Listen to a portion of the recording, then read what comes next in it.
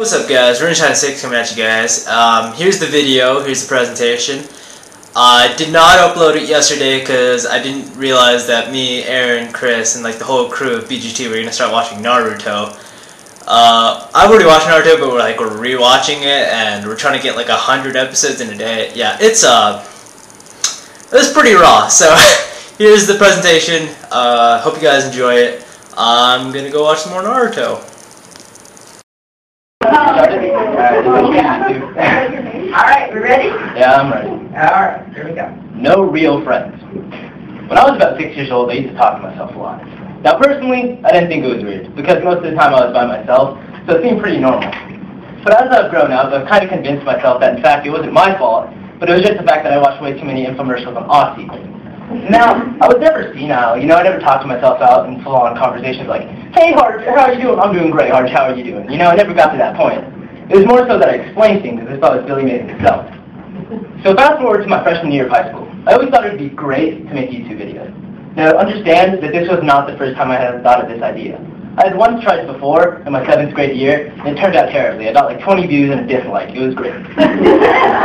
So I was looking through YouTube one day, and I was just looking, and I saw some guy make some mediocre video, and I was like, wow, that's really bad. And I try to tell myself every day that I'm a guy who lives a life without regrets. I find that I value that a ton. So when I see this video, I'm thinking to myself, I can make this 10 times better. So I try.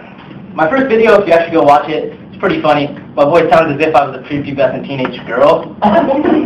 So after I looked at my video channel, I saw 6 subscribers. I was ecstatic. Now, don't get it twisted, I fully understood that 4 out of those 6 were my closest in real life friends, and one was some dude who was a sub for sub account where you sub to him, he subs to you. It's just a get rich quick scheme that usually never worked.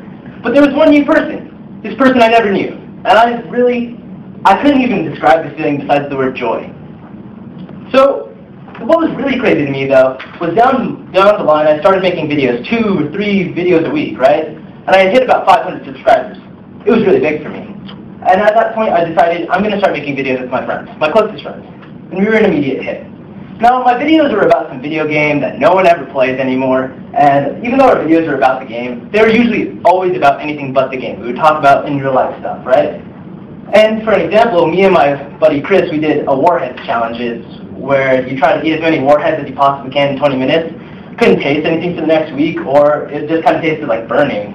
But one of my friends actually has that video favorited and watches it every month for his own entertainment. But backtracking though, when I hit my first 100 subscribers, that was the big point. After that, then it came 100, then 200, 300, then 500, and 1,000, so on and so forth, right?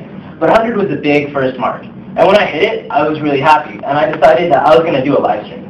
Now, I live streamed, and there was only about 20 people who watched this live stream, so I thought I would Skype them. It wasn't weird at first, because I had Skyped people before, but the people that I Skyped were mainly in my immediate friend group, right? Like the 3 or 4 closest people I know. And these people were completely different. They thought of me as some super popular kid when all I was a small town girl living in a lonely world. Right? And it was different, right? So when I joined this call, I was super nervous, right? I just thought, I was sitting there overwhelmed, thinking to myself, these people think I'm crazy.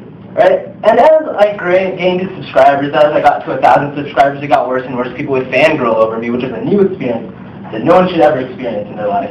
But I had a different experience, and people treated me differently. I didn't like the different attention, though. People would let me win. They'd give me money. They'd give me money to meet them. It was really weird. But to this first Skype call, it was new. And I had met my closest friends that I ever have met online, Fiona and Gio. Now, I've known Fiona for 3 years of my life, and I pretty much talk to her about anything I have going on in my life, from the personalist thing to just the random things, right? And I never bring this up in real life because, for one, it's a social thing. People look down upon it, You have online friends, you're kind of a weirdo. Secondly, I never bring it up because people would think, because I think of these people as real friends, that I have no real friends. But, if I never brought it up in real life, I don't think any one of you guys would ever notice that I was that different. Like, come on, I'm weird, but I'm not that weird, right? So, I can say that my opinion on these people who think I'm weird is just mean, like, oh, these people are mean, but, like, to be honest, they have never experienced life like I have. they haven't experienced the love and hate of YouTube. I remember coming home from school some days, just down and about, and I would go to my YouTube channel, look at a few comments, and they were really nice. They'd just be like, wow, Joe, you're the prettiest girl I know. I'd be like, wow, thanks, man. And that would make my day. And the haters would make my day, too. The haters were the funniest. Some guy tried to spell my name Harjot with a W at the end. That was legit. And that just made my day, you know? But back to my friends.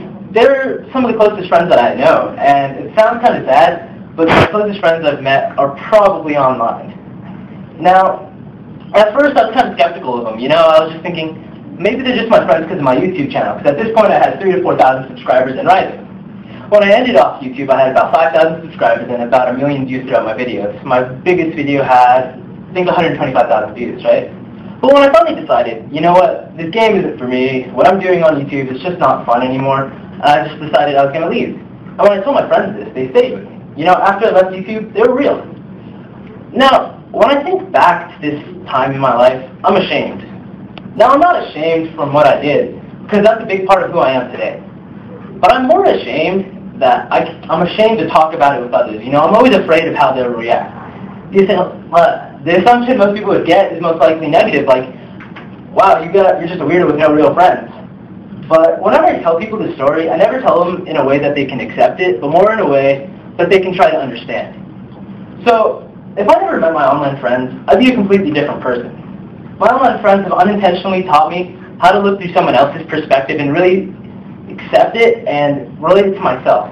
I'm able to look through other people's glasses of life and just look at it through their life, you know? And my online friends, no, what I meant to say is my friends mean a lot to me. You know, last summer we all went to Universal Studios, and this summer we're all going to Los Angeles, and we're going to have a blast.